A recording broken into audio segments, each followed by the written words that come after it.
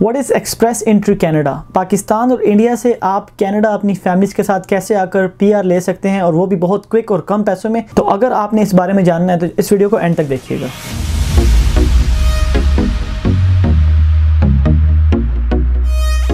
अस्सलाम वालेकुम, मेरा नाम है आसिम सरवर। आप देख रहे हैं मेरा YouTube channel Asim Sarwar production. अच्छा, वीडियो शुरू करने से पहले मैं आपको अपने बारे में थोड़ा सा बताता हूँ। मेरा नाम है आसिम सरवर, मैं रहता हूँ कनाडा की सिटी वैंकूवर में और मैं पाकिस्तान एबटाबाद से हूँ। ठीक है, चलिए वीडियो शुरू करते हैं। आज की जो हमारी वीडियो है वो है express entry Canada. Express entry एक ऐसा प्रोग्राम है, एक ऐसी एप्लीकेशन है जिसके थ्रू आप कनाडा अपनी पूरी फैमिली के साथ पीआर ले सकते हैं, और बहुत ही कम पैसों में और बहुत क्विकली। एक्सप्रेस एंट्री एक ऑनलाइन एप्लीकेशन है जो कि मैनेज करती है applications for permanent residents from skilled worker, और इसमें 3 क्लासेस हैं। एक है फेडरल स्किल्ड वर्कर प्रोग्राम, दूसरी है फेडरल स्किल्ड ट्रेड प्रोग्राम, और तीसरी है कैनेडियन एक्सपीरियंस क्लास। अब इन तीनों प्रोग्राम्स के थ्रू आप कनाडा आ सकते हो, लेकिन इनमें सबसे जो फेमस प्रोग्राम है, सबसे आसान जो प्रोग्राम है जिसमें आप आराम से कनाडा आ सकते हो अपनी पूरी फैमिली के साथ और आपको पीआर मिल सकती है, वो है फेडरल स्किल्ड वर्कर प्रोग्राम। अब फेडरल स्किल्ड वर्कर प्रोग्राम क्या है? The federal skilled worker program is Canada's leading and most popular immigration program. तो एक्सप्रेस एंट्री एक एप्लीकेशन है, जैसे आपने वो सुना होगा वेबसाइट लिंक्डइन में आप अपनी जो है जॉब की प्रोफाइल बनाते हो, सेम ऐसे ही है कि एक्सप्रेस एंट्री में आप अपनी जो है एक प्रोफाइल बनाते हो कनाडा से पीआर का वीजा लेने के लिए। अच्छा, फेडरल एक्सप्रेस एंट्री प्रोग्राम में आपको जो है पॉइंट्स मिलते हैं based on your education, age, language ability, work experience, arrange employment और एडेप्टेबिलिटी।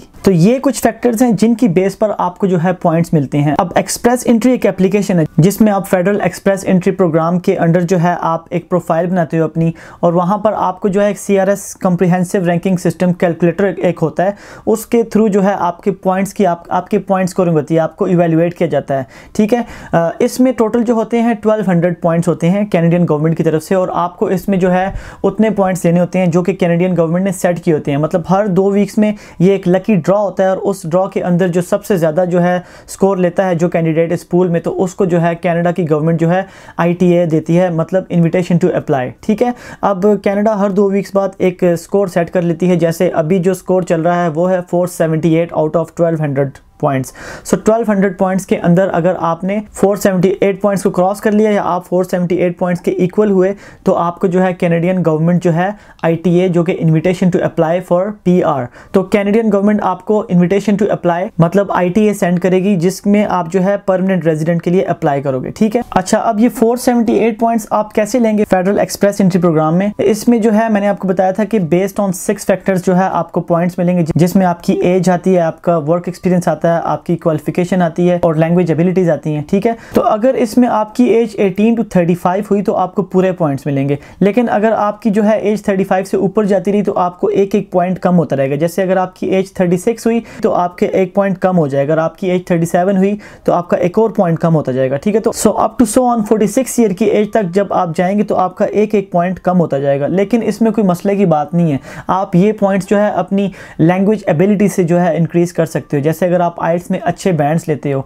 ठीक है, और उसके बाद अगर आपका वर्क एक्सपीरियंस बहुत ज़्यादा है और आपकी एजुकेशन बहुत हाई है, तो आप जो ये पॉइंट आपके एज की वजह से कम हुए हैं, जो डिक्रीज हुए हैं, आप इन पॉइंट्स को इंप्रूव कर सकते हो। ये हो गया आपका एज फैक्टर। ठीक है, तो एक तो एज में आपको स्कोर मिलेंगे, दूसरा आपको पॉइंट्स मिलते हैं आपकी एजुकेशन के। तो एजुकेशन आपकी मिनिमम, मैं कहूँगा कि आपकी डिग्री ज़रूर होनी चाहिए।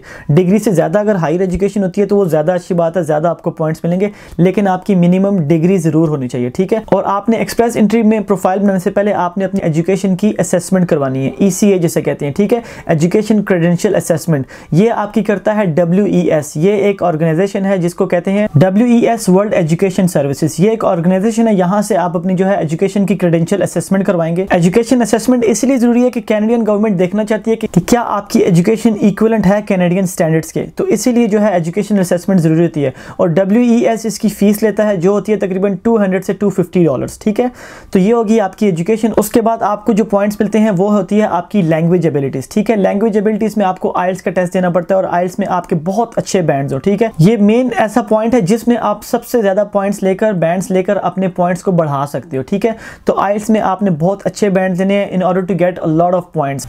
अच्छा, नेक्स्ट जो आपको पॉइंट्स मिलते हैं वो होता है वर्क एक्सपीरियंस। आपका वर्क एक्सपीरियंस के जो है आपको बहुत सारे पॉइंट्स मिलते हैं। अगर आपके पास कोई स्किल्ड वर्क है और उसमें आपके पास बहुत सारा एक्सपीरियंस है तो उसके भी आपको बहुत सारे पॉइंट्स पॉइंट्स मिलते हैं, ठीक है। और आपका जो वर्क हो, आपकी जो स्किल्स हो वो स्किल्स 0A या B में आनी चाहिए। अब कनाडा में जो है जॉब की जो कैटेगरीज होती हैं उनको एक नॉक कोड दिया जाता है, ठीक है, जिसको कहते हैं नेशनल ऑक्यूपेशन क्लासिफिकेशन, NOC। ये आप कनाडा की वेबसाइट से जाकर देख सकते हैं कि कौन सी जॉब का कौन सा कोड है। जैसे कोई मैनेजमेंट की जॉब है उसका कोड होगा, कोई रेस्टोरेंट की जॉब है उसका कोड होगा, या अगर आप डॉक्टर हैं तो उसकी जॉब का भी एक कोड होगा, ठीक है। अब स्किल 0 में कौन सी जॉब आती है? स्किल 0 में management job such as restaurant manager, mine manager और शोर कैप्टन जो फिशिंग का होता है, ठीक है। तो मतलब स्किल 0 में आपकी जो है कोई मैनेजमेंट की जो है आपकी स्किल होनी चाहिए। स्किल्स A में आपकी वो जॉब आती है जैसे आपने कोई बड़ी डिग्री की हो, उसके बाद आप जैसे डॉक्टर हो, आर्किटेक्चर हो या फिर डेंटिस्ट हो, ठीक है। तो ये जो जॉब्स हैं, ये जो डिग्री के बाद आपको मिलती है, ये आती है टाइप A में, ठीक है। टाइप A में जो आपकी स्किल्स होती हैं वो इन जॉब्स की होती हैं। उसके बाद स्किल B आ गई। स्किल B में आपकी टेक्निकल जॉब्स होती हैं। टेक्निकल जॉब्स में आपका एक्सपीरियंस होना चाहिए, जैसे कि आपका ऑटोमोटिव का जो है आपका एक्सपीरियंस है, या फिर आप इलेक्ट्रिशियन हैं, या प्लम्बर्स हैं, या शेफ़ हैं। तो इस तरह की जो आपकी एक्सपीरियंस होगा उसकी जो है आपकी स्किल B में आपका वो वाला एक्सपीरियंस काउंट होगा, ठीक है। तो अगर आपका जो है आपका वर्क एक्सपीरियंस इन तीनों चीज़ों में है, स्किल 0, A या B में, तो आपको इसके पॉइंट्स मिलेंगे और आप एक्सप्रेस एंट्री में एलिजिबल होगे, ठीक है। तो अगर आपने अपना कोड मालूम करना है, अपनी जॉब का कोड, तो आपने NOC की वेबसाइट पर जाना है, वहां से आपने अपना जॉब कोड जो है निकालना है, ठीक है। अच्छा, एक और चीज़ जिसमें आपको पॉइंट्स मिल सकते हैं वो है आपकी जॉब ऑफर के। अगर आपके पास कनाडा की जॉब ऑफर है तो उसके भी आपको पॉइंट्स मिल सकते हैं, लेकिन इसमें ये ज़रूरी नहीं है कि आपके पास कनाडा की जॉब ऑफर हो, ठीक है। लेकिन अगर आपके पास जॉब ऑफर होती है तो it's always a plus thing, आपको और पॉइंट्स मिलते हैं, ठीक है। नेक्स्ट आपकी आ जाती है अडेप्टेबिलिटी। दैट मीन्स कि अगर आप या आपका जो स्पाउस है उनका family member, uncle, brother, sister या फिर पेरेंट्स अगर कनाडा में रह रहे हैं तो उसके भी आपको पॉइंट्स मिलेंगे, ठीक है। ये कुछ फैक्टर्स हैं जिनकी बेस पर आपको पॉइंट्स मिलते हैं। अब इसमें मैं एक दफ़ा फिर से बता दूं कि अगर आपके पास कनाडा की जॉब ऑफर नहीं है तो दैट डजंट मैटर, ठीक है, आप फिर भी एलिजिबल हैं। और अडॉप्टेबिलिटी में जैसे अगर आपका कोई रिलेटिव या भाई या बहन या पेरेंट्स नहीं है कनाडा में, तब भी कोई मसला नहीं, आप फिर भी एलिजिबल हैं। लेकिन अगर आपका कोई है तो वो ऑलवेज एक प्लस होता है, आपको पॉइंट्स मिल जाते हैं, ठीक है। तो ये 6 फैक्टर्स हैं जिसकी बेस पर आपको एक्सप्रेस एंट्री के अंदर जो है कॉम्प्रिहेंसिव रैंकिंग सिस्टम के अंदर आपको पॉइंट्स दिए जाते हैं। और जिसके सबसे ज़्यादा पॉइंट्स होते हैं इस पूल में, जिस कैंडिडेट के सबसे ज़्यादा पॉइंट्स होते हैं उनको कैनेडियन गवर्नमेंट ITA सेंड करती है। That means invitation to apply for permanent residence, ठीक है। अच्छा, एक्सप्रेस एंट्री में जब आप अपनी प्रोफाइल बनाते हो तो इसकी जो कॉस्ट होती है, जो इसकी फीस होती है वो होती है $1325 फॉर ईच पर्सन। अगर आप अपने साथ अपनी वाइफ या हस्बैंड को साथ ऐड करते हो तो उनका अलग जो है $1325 आपको पे करना पड़ेगा, ठीक है।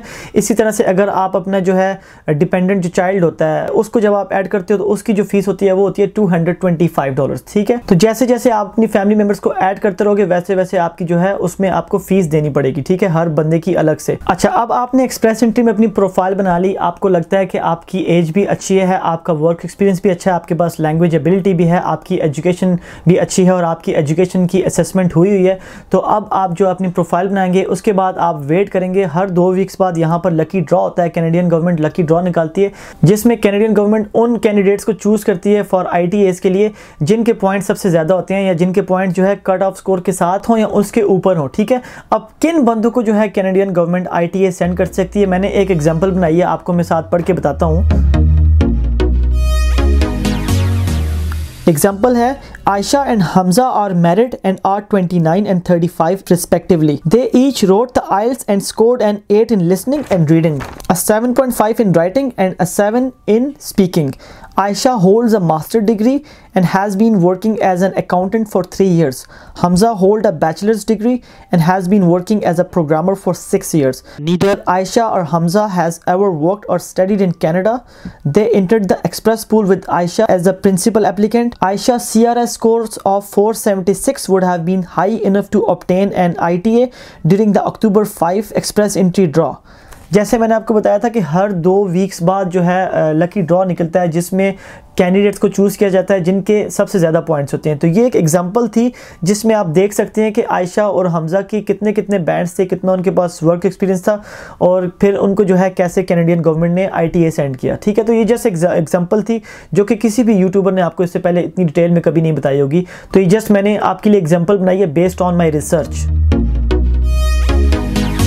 अच्छा चलिए जी, अब लकी ड्रॉ निकलता है 2 वीक्स बाद और आपके पॉइंट्स अच्छे होते हैं तो कैनेडियन गवर्नमेंट आपको जो है इनविटेशन टू अप्लाई सेंड करती है। तो अब आपने जो है अपने जो डॉक्यूमेंट्स आपने क्लेम किए थे एक्सप्रेस एंट्री में, जब आपने प्रोफाइल बनाई थी तो आपने बताया था कि मेरे पास ये मेरी ये एज है, मेरा ये जॉब एक्सपीरियंस है, मेरे पास ये आइल्स के इतने बैंड्स हैं और ये मेरी एजुकेशन है, ठीक है। तो अब आपने इन्विटेशन टू अप्लाई के बाद आपने कैनेडियन गवर्नमेंट को ये सारे डॉक्यूमेंट्स सेंड करने हैं, ठीक है। उसमें कैनेडियन गवर्नमेंट आपको डिटेल से सारा बताएगी कि ये चीज़ें आप हमें सेंड करें, साथ में पासपोर्ट की कॉपी, आपकी पिक्चर और आपका पुलिस क्लियरेंस सर्टिफिकेट, आपका मेडिकल सर्टिफिकेट, ये सारी चीज़ें आपने सेंड करनी है उनको, ठीक है।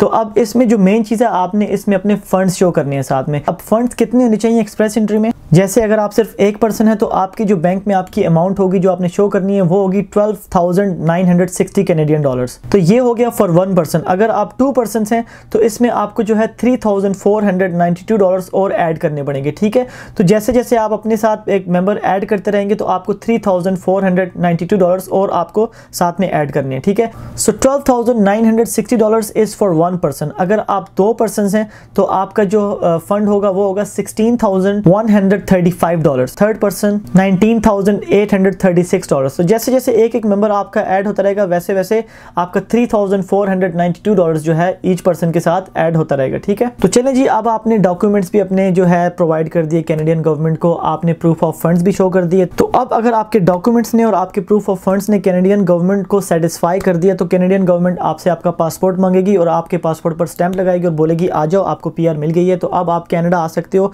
और कनाडा में किसी भी जगह पर आप फेडरल एक्सप्रेस एंट्री के थ्रू आप जो है यहाँ पर रह सकते हो और आपके लिए कोई भी लिमिटेशंस नहीं होगी। आप जैसे बाकी पीआर हैं वैसे ही आप पीआर होगे, ठीक है। तो ये था जी फेडरल एक्सप्रेस एंट्री प्रोग्राम, जो कि कनाडा का मोस्ट फेमस प्रोग्राम है for families, for experience people जिनके पास अच्छी क्वालिफिकेशन है, अच्छी जॉब एक्सपीरियंस है, जिनके पास अच्छी लैंग्वेज एबिलिटीज हैं। तो आई होप ये वीडियो आप लोगों के लिए बहुत हेल्पफुल हुई होगी, जो लोग Canada federal express entry programme के थ्रू आना चाहते हैं या जिन लोगों के जो है कोई क्वेश्चंस थे वो शायद मैंने आज इस वीडियो में सारी चीज़ें कवर कर ली हैं। तो अगर आपके कोई और भी क्वेश्चन हुए तो आप मुझे व्हाट्सएप कर सकते हैं, मेरा नंबर जो है डिस्क्रिप्शन में लिखा होगा, या फिर आप मुझे इंस्टाग्राम पर मैसेज कर सकते हैं। इंस्टाग्राम की आईडी यहाँ पर वीडियो की डिस्क्रिप्शन में लिखी होगी। तो चलिए आपसे मिलते हैं अपनी अगली वीडियो में। अस्सलाम वालेकुम, पाकिस्तान जिंदाबाद।